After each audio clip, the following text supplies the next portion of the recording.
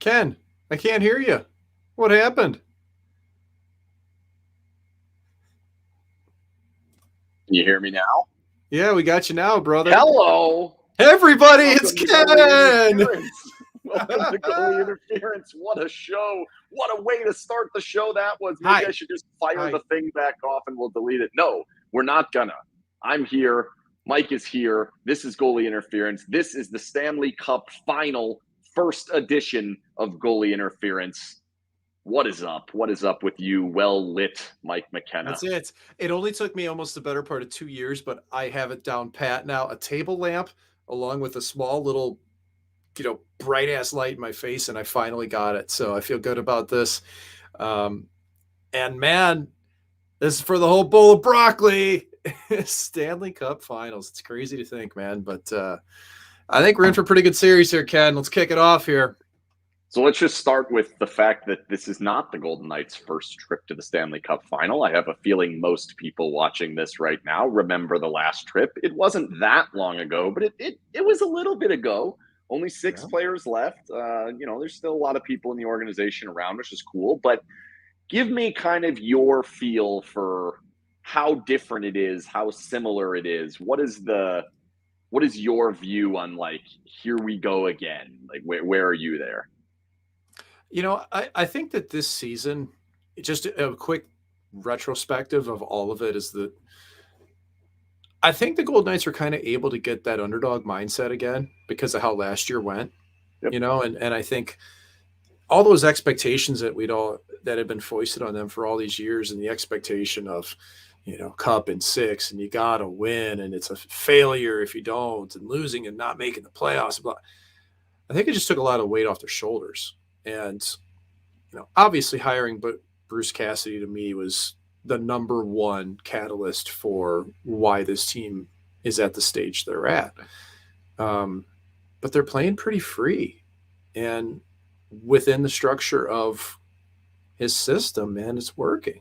Like, how else are you going to have 5 goalies blow through in one season? Right. And be this successful? You're not, even like look across the way here at the Panthers.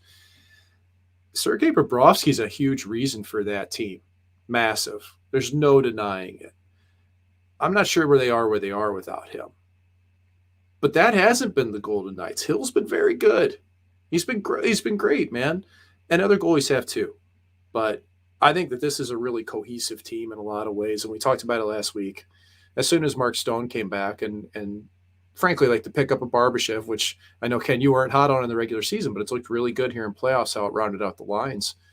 It's a deep, diverse team that's playing with some mojo again, and I think that they're happy to be punching above the weight and proving some naysayers wrong, and probably starts with number 9 down the middle, I think. Yep, 100%. No doubt. He's been kind of the difference to me. Like, a lot of the concerns we had over the course of the season were like, are we going to get the dominant number 1 center out of Jack Eichel every single night? And we watched game after game after game. We didn't necessarily get it.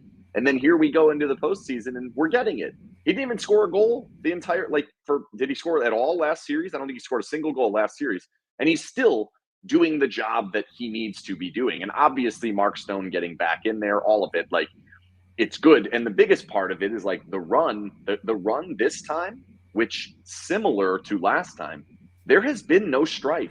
There has been no concern, really. Like, okay, you're up 3-0, and then it gets to 3-2, and maybe you get some puckering a little bit there, but it's really not been that difficult to them at this point. And that, I want to know your opinion of kind of Is that a good thing? Is that what you want getting to this point? That it has been in many ways straightforward. Play our game, we will win. They've done that 12 times. They expect to be able to do it 4 more times.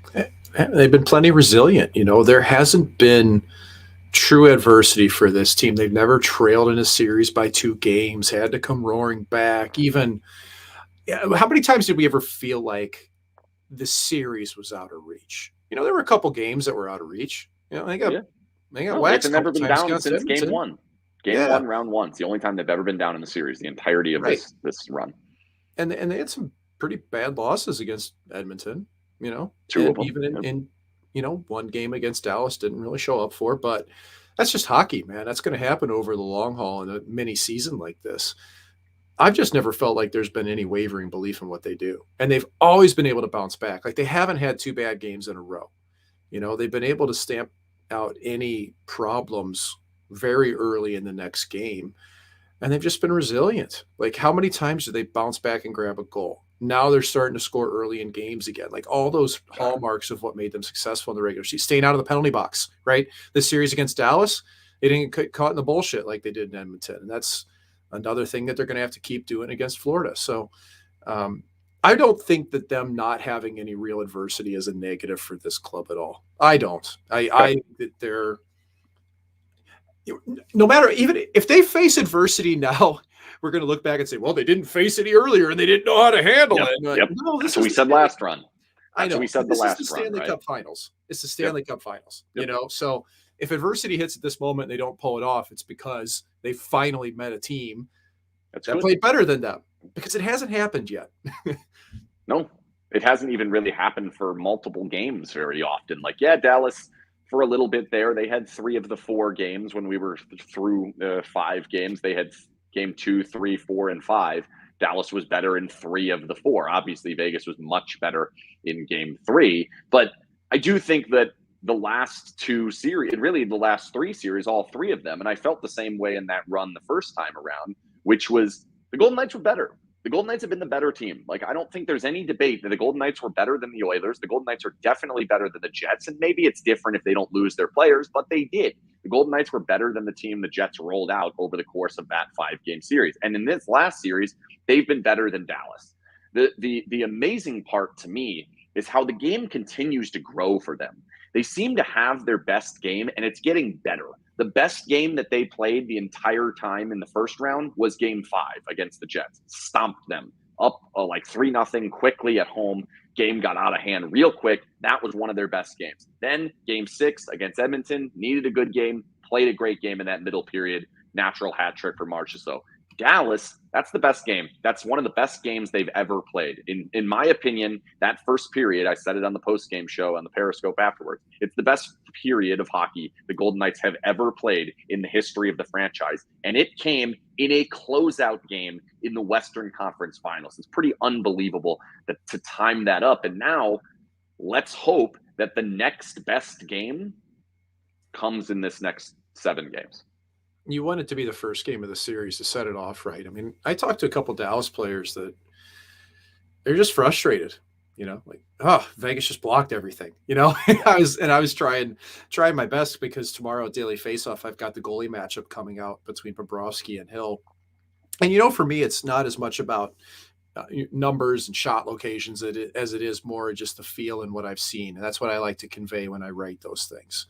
Because I think anybody can sit down and just look at the numbers and go with it. And, so I was trying to get any insight into what the scouting report was from Dallas on Hill, and kind of vice versa. I talked to a couple Carolina players about what they saw in Bobrovsky, and Dallas guys were just kind of like, man, we had a plan, but we couldn't really use it because we couldn't get there. I was like, are you serious? I was like, you guys had some good chances on Hill. And they're like, yeah, we did, but they blocked everything for the most part. They really struggled to get inside.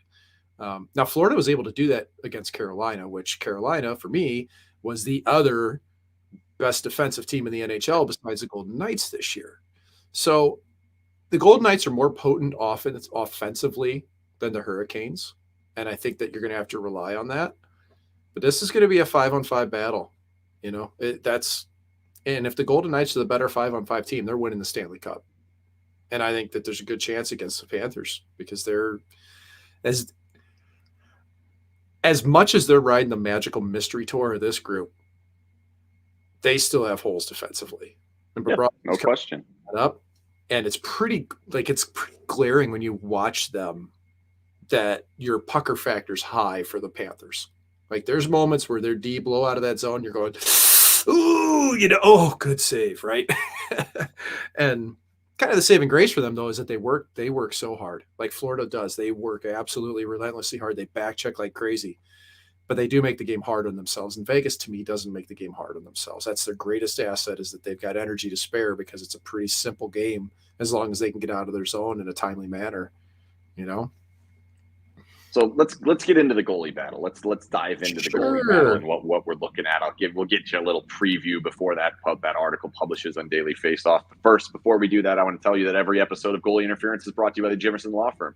Jimerson Law Firm is one of Las Vegas's preeminent law firms, specializing in high stakes civil, family, and business litigation. When winning matters, seek out the Jimerson Law Firm. 4 away. When winning 4 more matters, seek out the Jimerson Law Firm. So, to me, and I'll let you go on beyond a little deeper than this, to me, the goalies aren't that far off with how they're actually playing. Hill's been good. Hill's been real good the last couple of games, but also Hill has been insulated for a good portion of this. I feel there's been less insulation from Bobrovsky, and that's why I think the expectation, or like the hoopla around Bobrovsky, is higher, because he's had to do more. But if Hill had to do more, I think he'd be the same. Do you see it as like a huge benefit to Bobrovsky? And then I'll ask, I got another question about Hill, but I'll just answer that one first. Like, do you see a massive factor of Bobrovsky's way better than Hill that's going to be beneficial to them?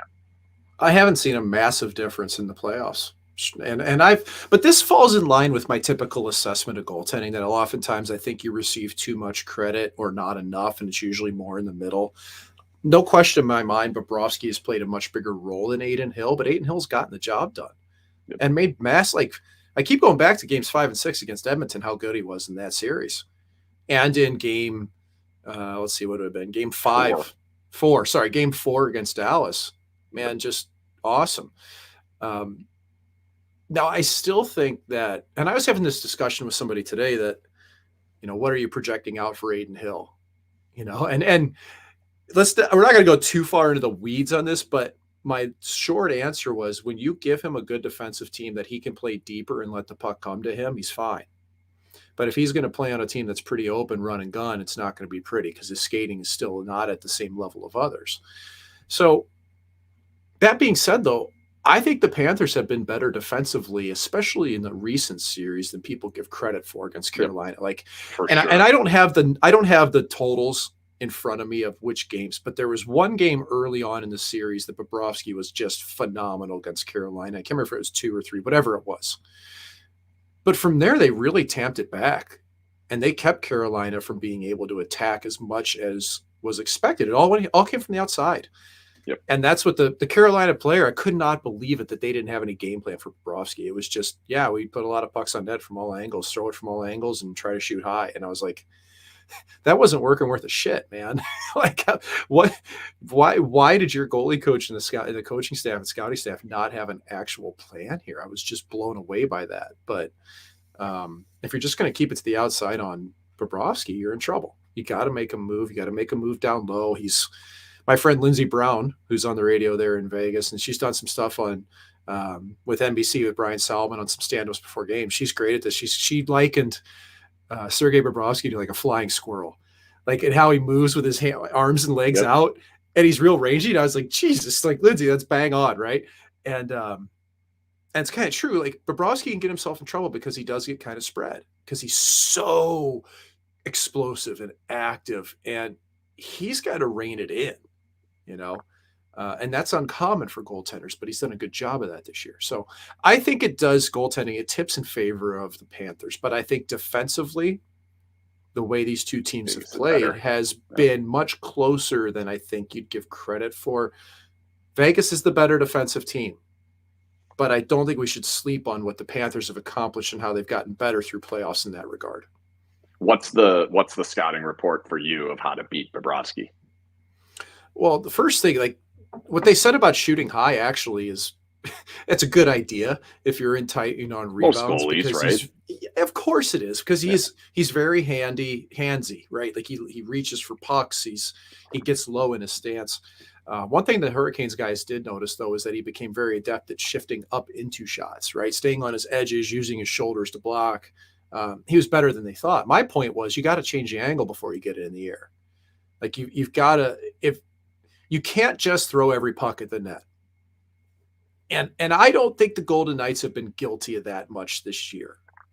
I think that they're a team that this probably plays into their favor a bit, that they are willing to at least hang on to a bit and let the forwards work down low to try to get pucks through. And so I like that. I look at Marchessault's goals against the Stars and how he's just right on the backside of the crease and he's open in the slot. And that's, by the way, I've got Marshy picked as my Conn Smythe winner if the Golden Knights win. That's my dark horse pick on this because I think he's going to Fourth heat for up. me. Yeah. Well, I mean, I think it's kind of open. I mean, Eichel's the easy choice, but I think my reasoning is if the Golden Knights win, I think Marshy's going to have a couple of multi-goal games. I think Eichel might, I don't know, just a gut feeling. I think Eichel might slow down a little bit. Not that it's like a bad thing if they win, obviously, but the momentum of it. So I'm kind of picking for a fun one there. But I think the Golden Knights have to be able to get that puck down low and move it before they release it and try to get it across that center line. That's been his weakness all year long. And then on rushes, he plays aggressively on rush chances. He plays well outside his net. So that initial shot, if you're just going to skate down and shoot that puck, good luck. If you're going to skate down, you've either got to make the play to your teammate on the 2-on-1 or you have to change the angle. Toronto did that fairly well later in the series against Bob. It took a while to figure it out that you got to make a little move it 6-8 inches to get it off and then get it up and over him. So those are kind of the two things because Bob was better with rebounds. He was better with finding pucks through traffic against Carolina than anybody really expected him, or better than he was in the regular season. Okay, I want to talk a little bit about holding the puck and kind of working in the defensive zone. But first, before I get to that, I want to ask about Hill. I think like the national narrative, and I don't necessarily think Golden Knights feel this way as Golden Knights fans feel this way. I certainly know the Golden Knights players don't feel this way. I don't think Cassidy feels this way. Is like eventually Cinderella is gonna the slipper's not gonna fit anymore and he's gonna turn into a pumpkin, right? Like that's the idea of kind of what's out there. Do you see that as even a possibility? Because I don't personally. I think a soft goal here or there is certainly possible, but it is for everybody. I think the inevitable stick error is coming. I'm scared for when that goal is going to come. I think it is going to come at some point because it hasn't to this point. I think we're going to see that, especially with a team that's heavy forechecking. They're going to try to get Hill out there, make that play, get that first touch. And I think that moment's coming. So I'm a little scared of that. But I don't think that this guy's suddenly just going to be crap. Do I you don't think think so that either. that's a reasonable thing to believe, is that he could turn into a pumpkin?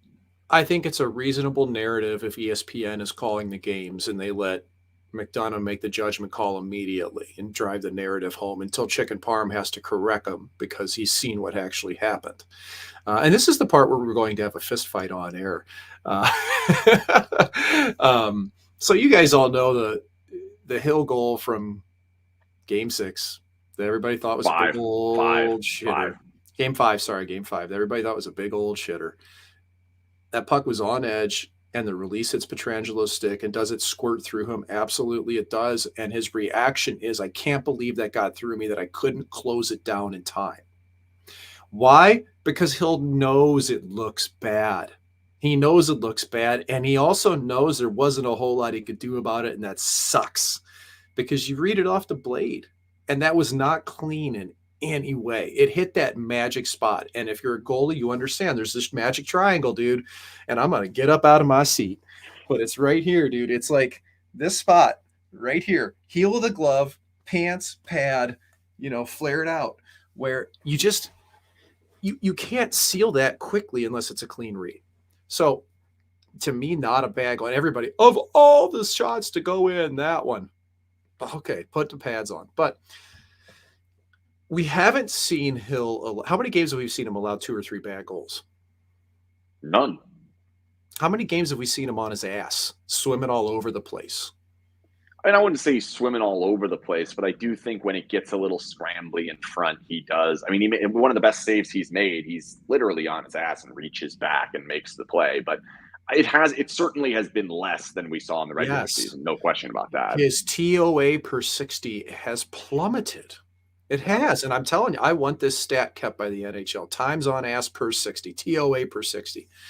Um, and I can't tell whether that's just because he's being patient or a little bit deeper, or Sean Burke's worked some mental Jedi warfare into him to get it to happen, but whatever it is, it's working. I would be very surprised if Hill just fell off a cliff. But I do think if the Panthers are going to win this series, that will inevitably be a narrative, because I correct. don't see the Golden Knights getting shut out in these games. They're going to score 2 or 3 goals every game. And if the Panthers win, they're going to outscore the Golden Knights 3 or 4 in a game. And that's going to inherently look like, well, he'll allow 3 and 4 goals a night. He's 3.5 in the finals.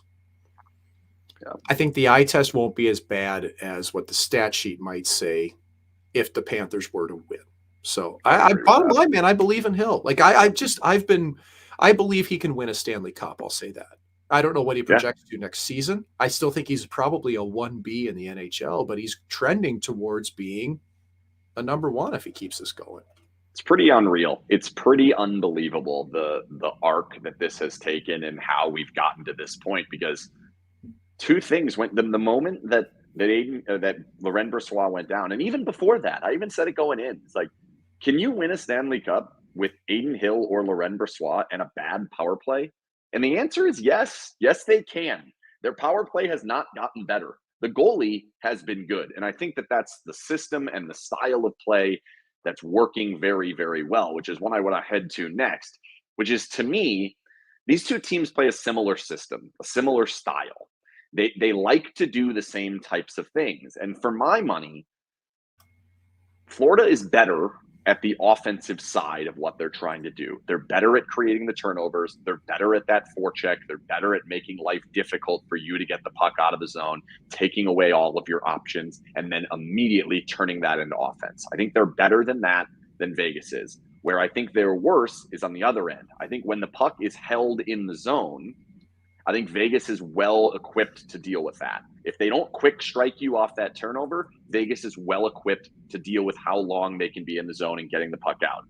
Florida is not. I think the longer that they hold the puck in the offensive zone, the more often they're going to be able to make something happen, catch them out of place. To you, how do you see forecheck affecting this series? Like, where do you see it going? Where do you see the benefit or like the advantage in this series of which forecheck is going to be more impactful and score more goals and help win the game? If we're just talking strictly forecheck, I think I fear Florida's more than I do Vegas's.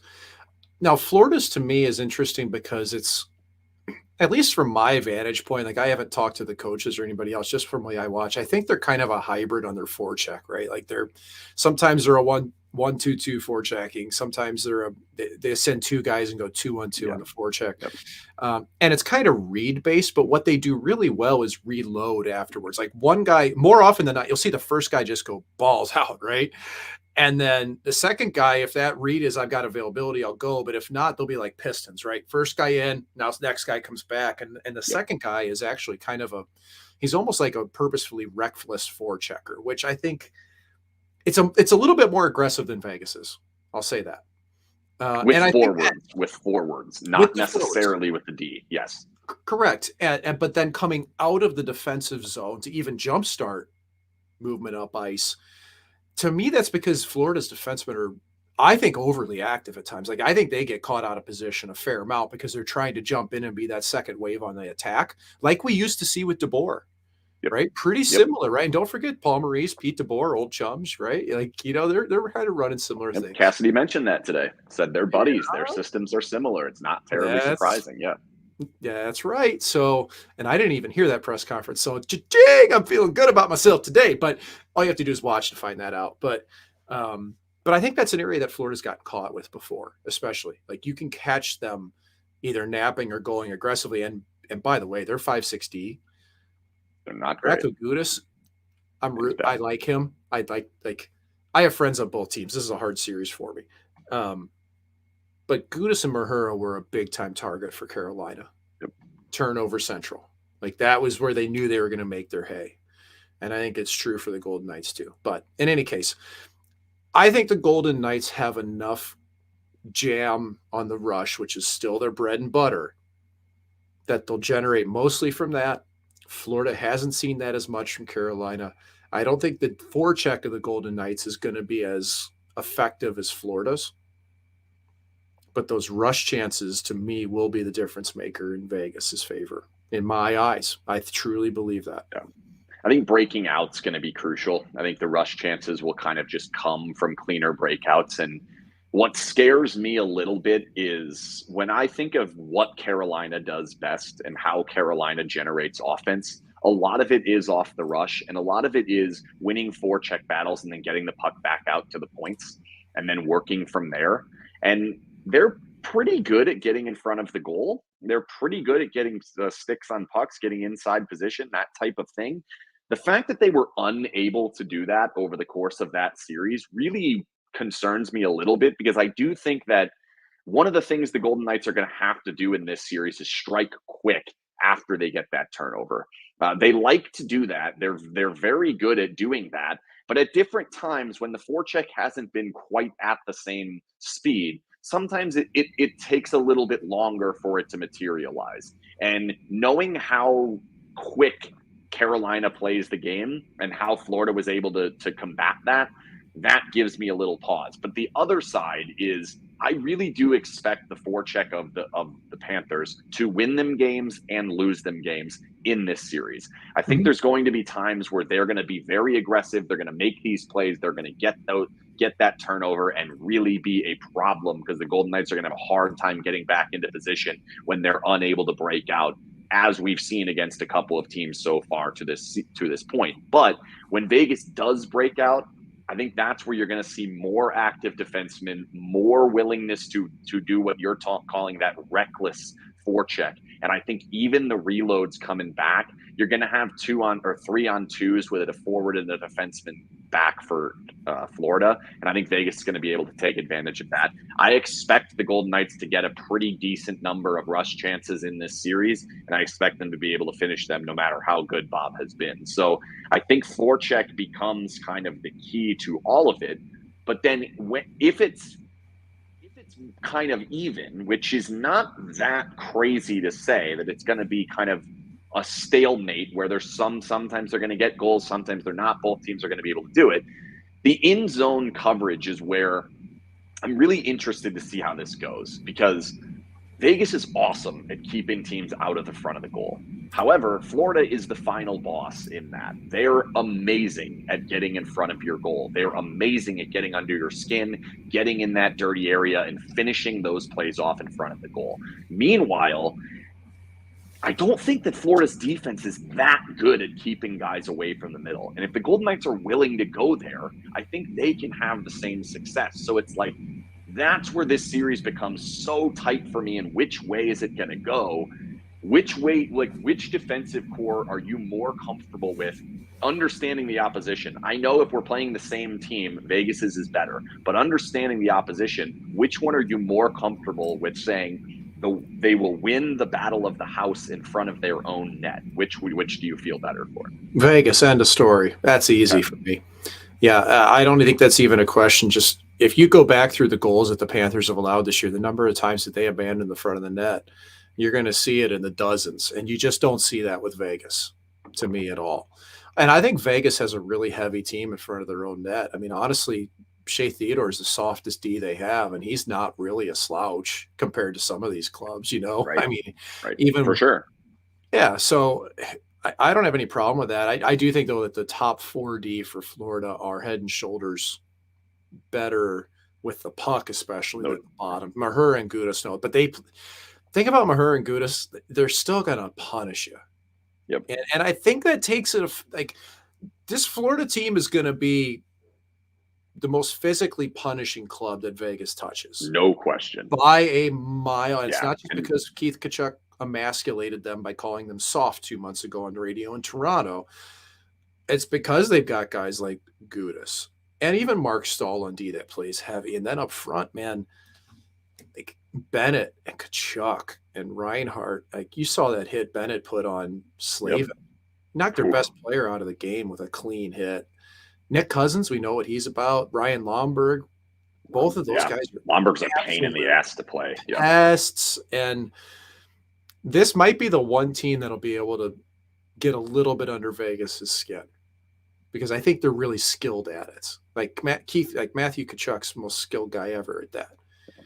But he's also been, in my eyes, more under control than people realize in this playoffs.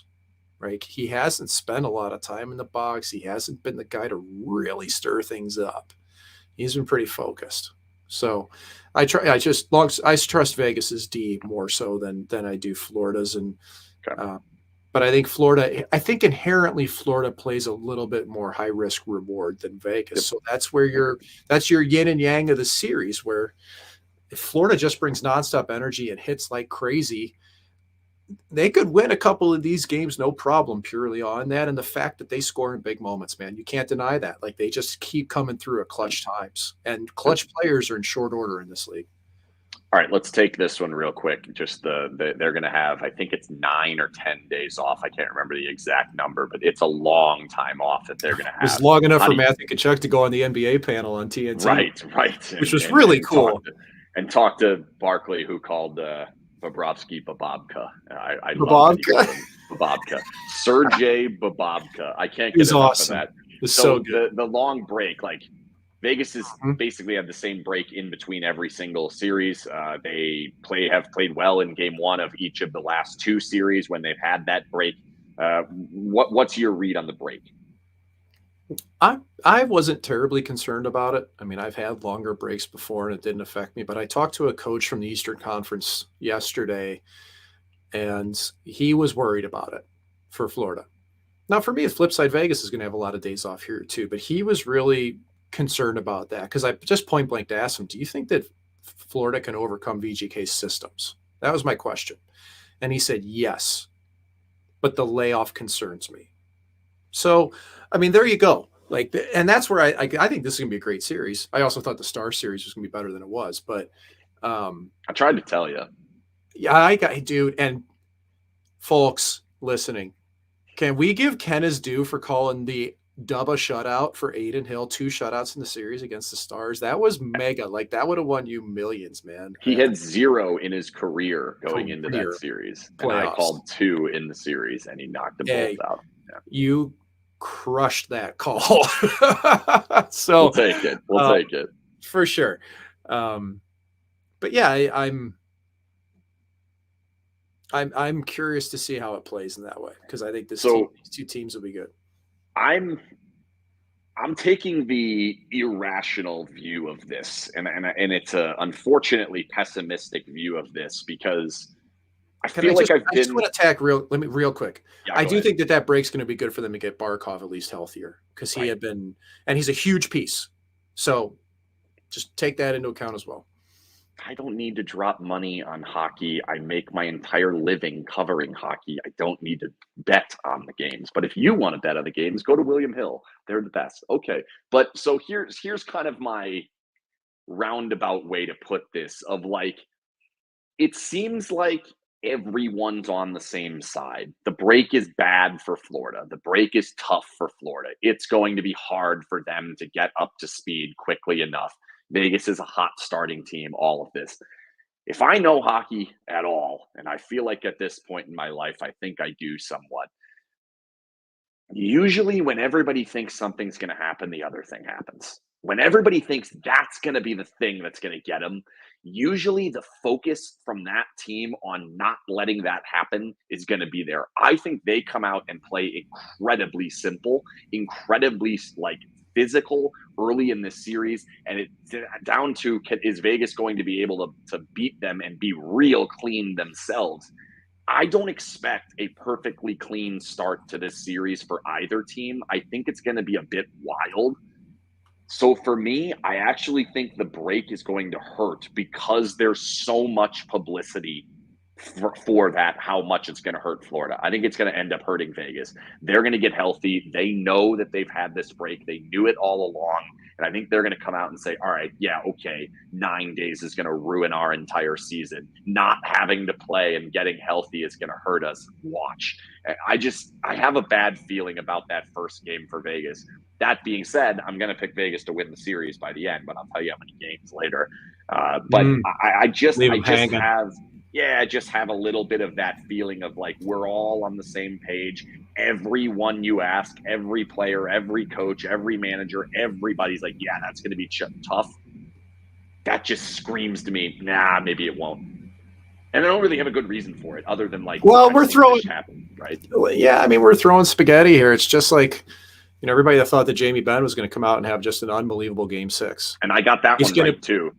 And here's the thing. We all try to base judgment on motivation. Who's most motivated? This person's motivated. Every person's motivated for this right now. Yeah. Okay. So I've always thought that the motivation angle was an absolute lark. It's like post game when somebody walks in and asks a player, how bad did you want to win that one? Pretty bad. Yeah, pretty bad. 9 out of 10, 10 out of 10. I really wanted to win that one. So I can feel you on that, because to me, it also gives Florida more time to watch Vegas. Prepare. Prepare. Yep. And you really don't need much. Like, who you're facing. You got to feel it, right? But I do think there's value in having that homework in your head. Now, you could also overthink things. But to me, Florida's not a team that overthinks. I do think Vegas could be a team that ostensibly in some world could overthink things because they're just so system oriented. Yep. But we haven't seen signs of that all year. So that would surprise me. So here's this comment I wanted to touch on, that they were riding a wave. It's hard to put it on pause and pick it back up. I actually think the opposite. I think they were riding a wave that was going to crash. They had won 4 games in a row. Tkachuk had scored 4 game winners in a row. I think they were eventually going to lose a game. And I think the break kind of is like, okay, start over. That didn't happen anymore. Now we got to start anew. It's a brand new thing.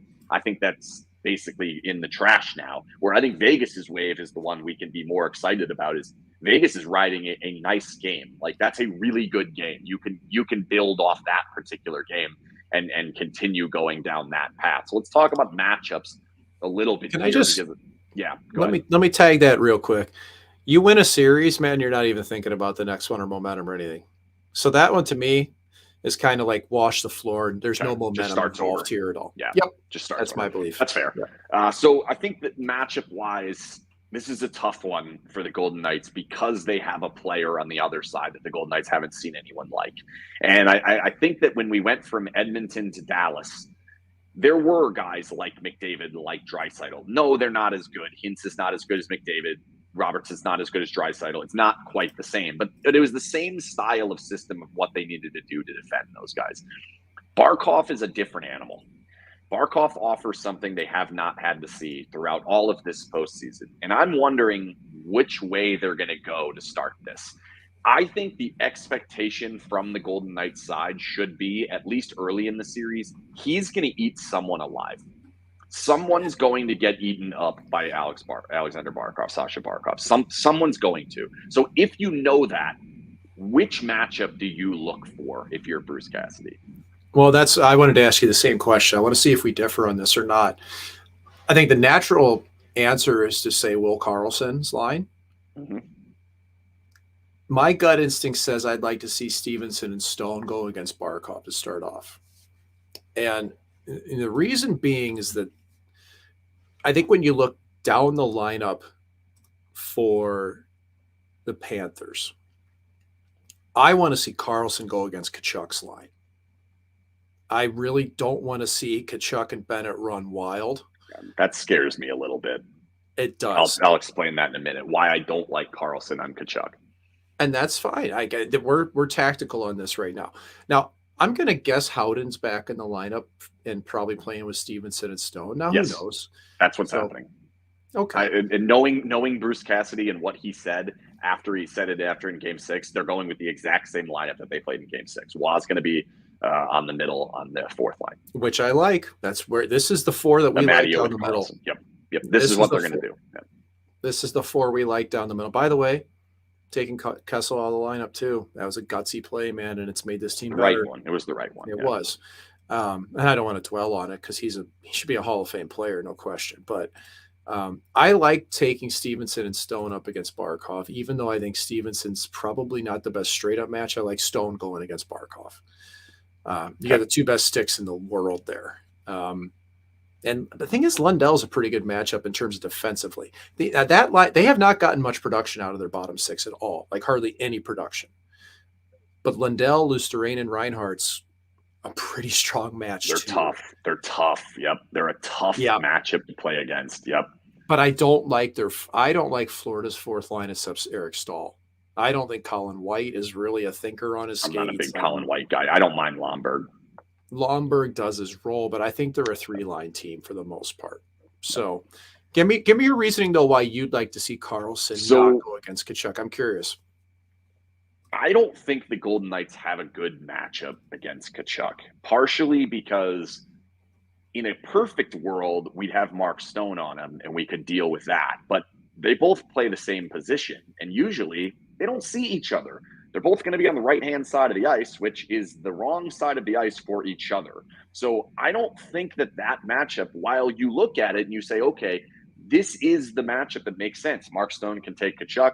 Cousins clearly goes and gets Howden, and the center is it's not Reinhardt, right? No, Reinhardt plays the right side. Lundell. Who is the center? Another good player, Sam Bennett. On the third. Oh, Ben on the second line. Bennett is, yes. Sorry. Yes. Like I thought you were going with the third. That has Lundell. No, that's Lundell similar to Stevenson. Yep. I think the matchup makes sense on paper, but because of the where they play, I think that's what makes it tough. So I think I'm going with Carlson. And the reason I don't like Carlson on Tkachuk, and the reason I would go with Carlson against Barkov, is because I don't think the physicality is going to be good for Carlson and Smith and Amadio against that Tkachuk line. I think it's going to be a pain.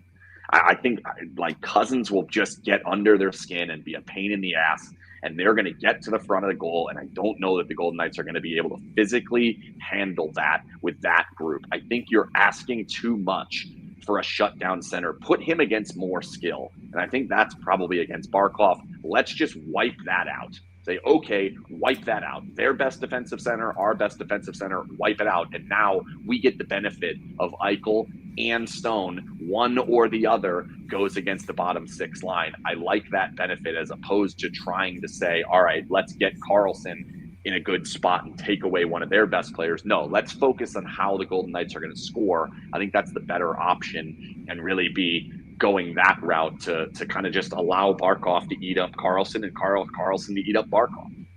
Yeah, well, let's see how it plays out, man, because I'm not really sold either direction on this.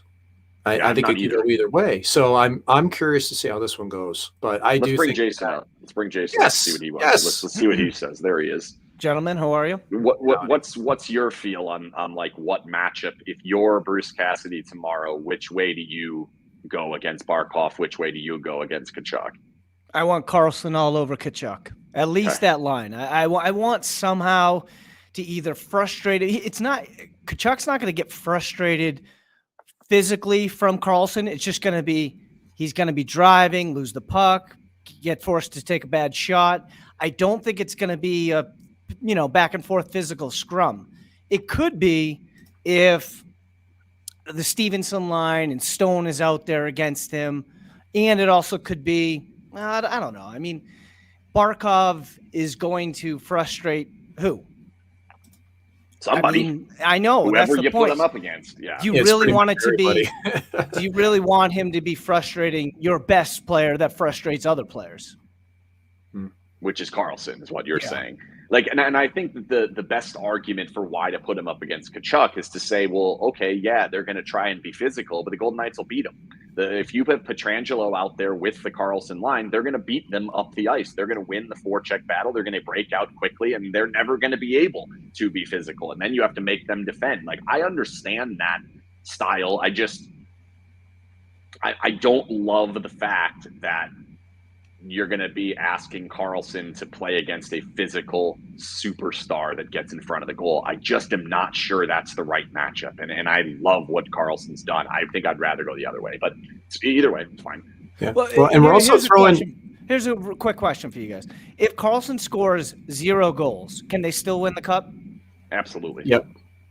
So that's kind of where I stand, where I don't care if he's offensive or not. Yeah. Even as good as he's been, though, which has been wild to see the resurgence of him. But, I mean, I do wonder how Nick Wasline gets deployed to fourth line. You know, how often that I don't think that line's going to go up against Barkov ever. But I could see that line going up against Bennett and Tkachuk. I could see that. Yep, absolutely. Sure. So the deployment here will be real interesting. I think we may see big swings between the home ice advantages in terms of how players get matched up. So this is a good coaching matchup series because Vegas is deeper. Vegas's biggest advantage is they are deeper up front, and they're just deeper in general. Yeah. D up front, period. But can they weaponize that? Because the top end of Florida, it's good. I still think it's a little bit better. I mean, if you had to take Barkov and Tkachuk or take Eichel and Stone, you'd be going Tkachuk and Barkov. You called Tkachuk the third best player in the league last week, and I don't think you're going to get much of disagreement. Yeah, I think he's a top 3 player in the NHL in terms of effectiveness, doing it from 2 different teams back to back. Like this entire Florida team, it took the better part of 4 months to mold into his likeness, 5 months, but it's happened. So that's an interesting concept too, is like molding into the likeness of Tkachuk as opposed to molding into what they had been, you know, before. And then the part that's crazy about it is then this somehow has unlocked Montour, which I don't fully understand how that has happened. And I'm super interested to see how they deal with that because he's been a problem for basically everybody. And he's a weapon. Yeah. And I think where he becomes a real problem is I don't think he necessarily needs Barkov or Tkachuk's line to do what he has been doing. And so that's where you're probably going to see tough matchups in that regard of like, how are they going to decide to use Pietrangelo? It's probably going to be Tkachuk as often as physically possible. And that's probably going to leave Montour on basically everybody else, which is a bit concerning for me. So let's get into the predictions. Let's get into the weeds of it. Who wants to go first? Who wants to make their prediction for whether or not the Golden Knights will win the Stanley Cup? I'll let you guys start. We didn't even touch on special teams. I don't think we just can we just huge impact, right? I don't either, but can we just mention that Florida does have a 28% power play, and they do have a guy in Carter Verhaeghe that everybody forgets about that can fire the pill as good as anybody. He's very, very good. Yep, he's very good.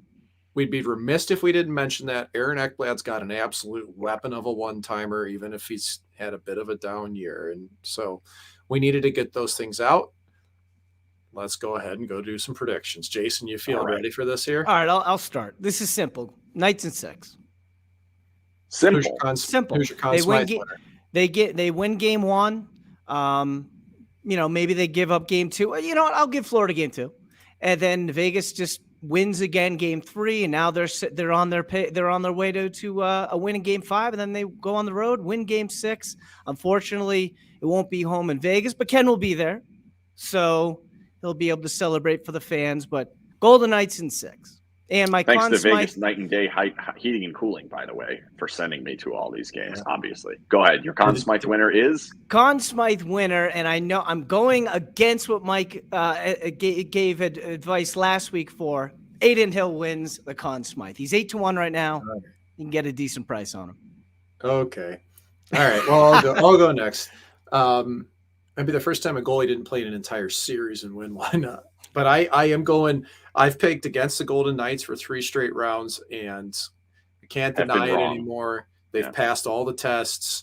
They're for real. I'm going Vegas Golden Knights in 6. I think their defensive structure wins them this series, but the offensive capability is better than people realize. I think Hill is fine in the series and probably comes through big in one one moment or something, right? He's going to have that one save that we'll remember.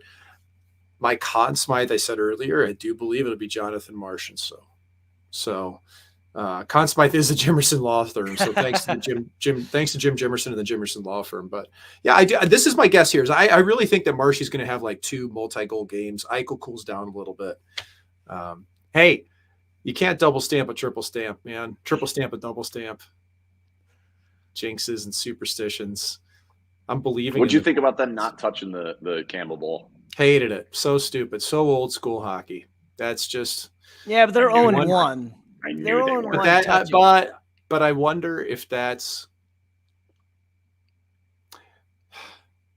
I'm not. You always wonder who makes the call on those things. Marchessault was very loud. I specifically asked him on the record, and then we kind of joked about it afterwards. And like he was in the ear of Stone. And I know Petrangelo's team didn't touch it when they won, and I'm pretty sure that both LA teams with Quick and Martinez, neither of them touched it when they won.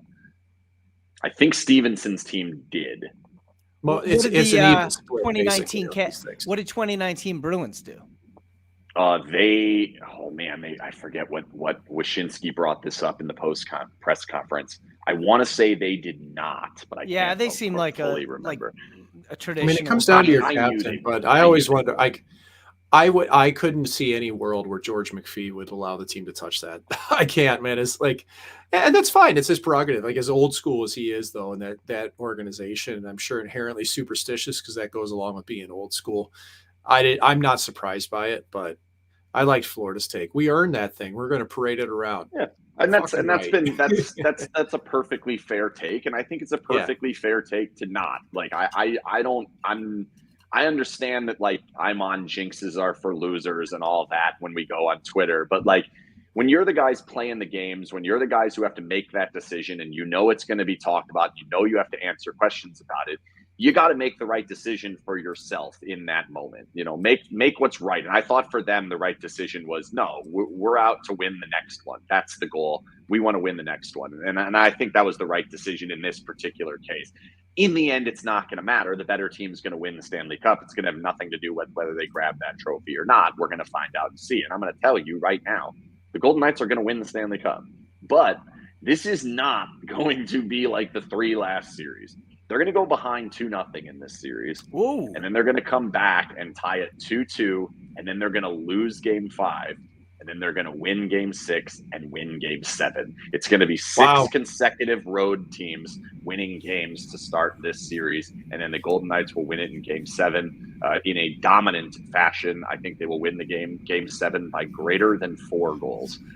And they will holy Hanzus and a shutout by Aiden Hill, right? I'm not sure about put a that. cherry on it. Why don't you? I don't know about that. I'm not calling any shutouts in this series just because I think that they get in front of the goal so well. I think the layoff thing is going to play against the Golden Knights. I really do. I think everybody's so on top of it being beneficial for beneficial for Vegas and hurts Florida. I don't think it's going to come out that way. I think then the second game is the one where Vegas is going to have that expectation that they're going to bounce back, and that we've bounced back every time. And I don't think it's quite going to be there. And then they'll go on the road, and that's when it'll actually pick up. I expect the Golden Knights to be excellent in Florida. So all they really need, in my opinion, is a split here to really take control of the series. If they get a split here, I think they win it in 5 or 6. But I don't think that's going to happen. I really do believe that they're going to go down by 2. And I'm going to start talking about all of a sudden they have to deal with the adversity and how similar is this to 2018 and all of this. But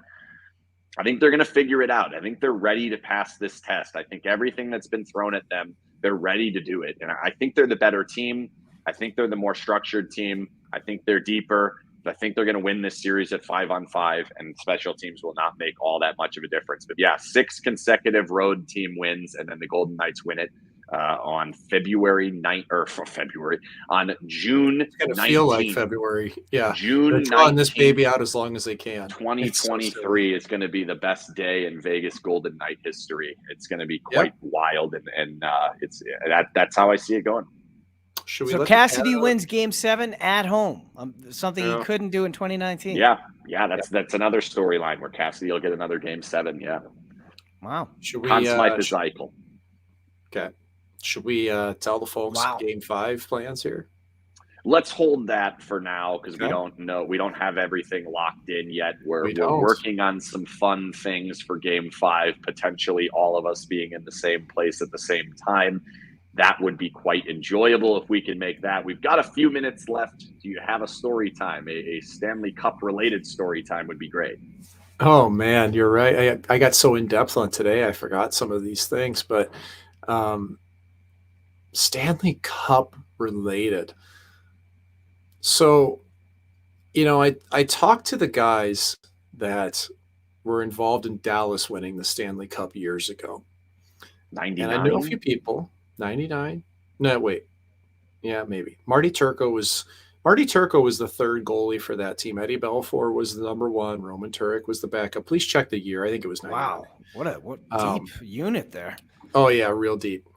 But they had a legendary party at the Pantera House in Arlington, Texas, where Daryl Abbott and his brother Vinny Abbott hosted. And the Stanley Cup ended up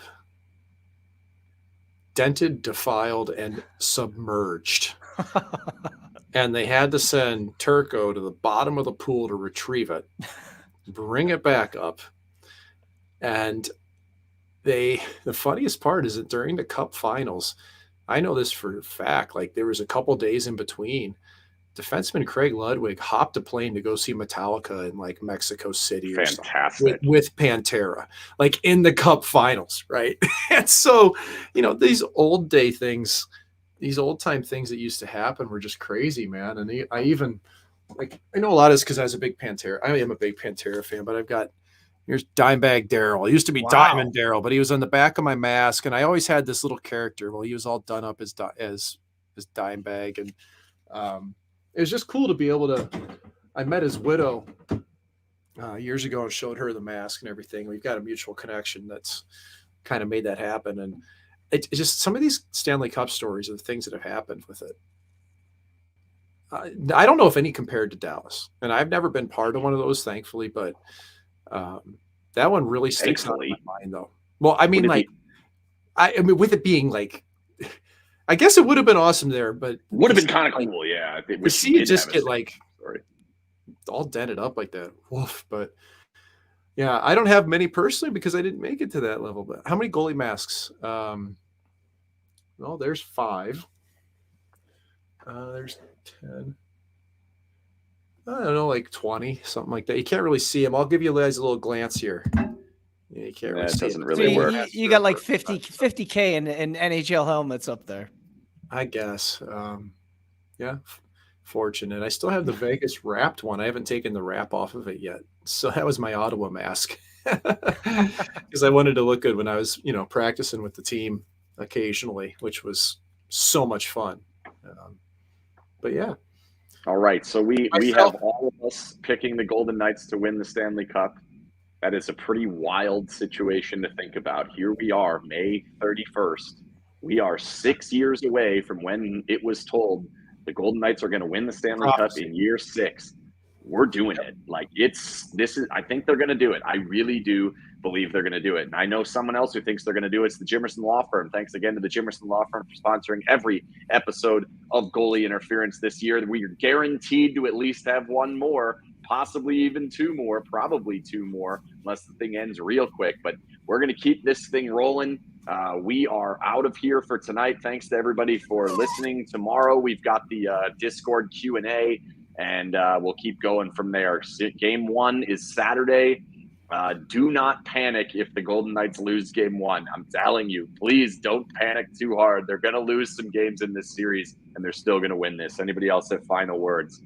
I was going to say, Mike just pulled a Mr. Rogers there, putting on the zip up. Yeah, everybody. The show ends. Keep your eye on NBC this evening with Brian Salmon. I'm going to make a special guest appearance, so we're going to be taping that here in just a second. I got to get ready for it. So, thanks to Jim Jimerson Law Firm. Yes, always thanks to the Jimerson Law Firm. There was one time that I went on with Brian Salmon and I specifically pointed at the camera and I said the Golden Knights will make the playoffs, and then COVID happened and I was right. So please do that. Point at the camera and say the Golden Knights will win the Stanley Cup. Do it. It's going to make great TV. All right, I'm all washed out. I got to He's not run, going to do it. folks. He's not going to do it. That's it. Good night, everybody. They're going to win. They're going to win. Just do it. That's it. They're Good going to night, win the everybody. Stanley Thanks Cup. again They're to the going to win the Jimson Law Firm Stanley Cup. sponsoring every episode of Goalie Interference. The Stanley Cup Final begins Saturday, and the Golden Knights are in it. Shit's wild. Let's go. Good night.